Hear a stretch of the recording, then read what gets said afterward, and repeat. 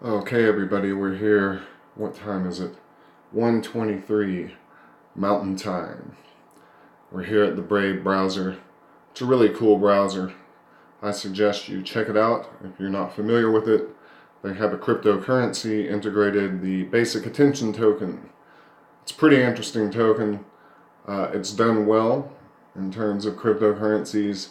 I believe it's in the top 50, perhaps even the top 30.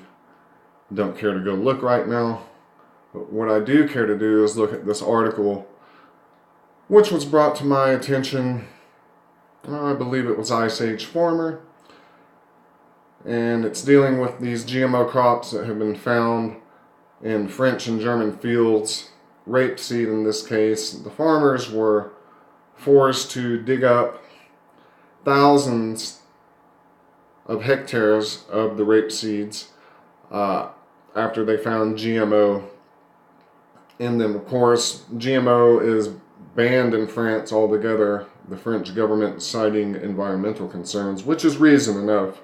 Certainly there are plenty more reasons to boycott, shun, and avoid at all costs any GMO product. And this is one of the reasons, because in life, funny that way, it has a persistency to it. It finds a way to get in, doesn't it? Just like they do. They find a way to get into everything. Food, science, education. I talked in my last video about my academic background. I do have a Master of Fine Arts degree. My field of study on paper was photography, but in reality, what I was studying in all of my elective hours and in every other way I could, whether it was through photo projects or whatever, it was really just an excuse to study postmodernist theory, not because I'm a fan of postmodernism, quite the opposite, but I wanted really to understand what was going on in terms of the ideology, the tools they use to exert influence and control over us in education, pop culture, so on and so forth. And if the reason I'm getting into education is, number one, I need the time in the summers to work on the Moss-Free project. I need the money. You know, right now I'm doing trade work as a subcontractor and on my own. But that's very demanding. You know, when I was born, Richard Nixon was president, and I've been doing that kind of stuff for a good part of my life. You know, and I want to save what gas I have left in the tank for my own things to the extent that I can. But I'll do whatever it takes.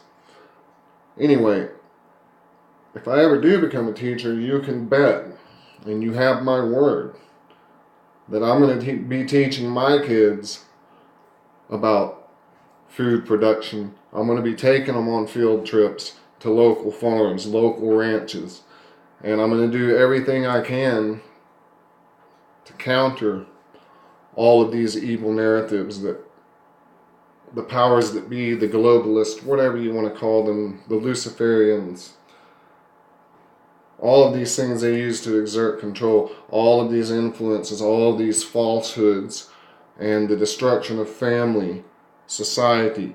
I could go on and on. The destruction of biodiversity, cramming us into urban cities, smart cities, dumb cities, I call them.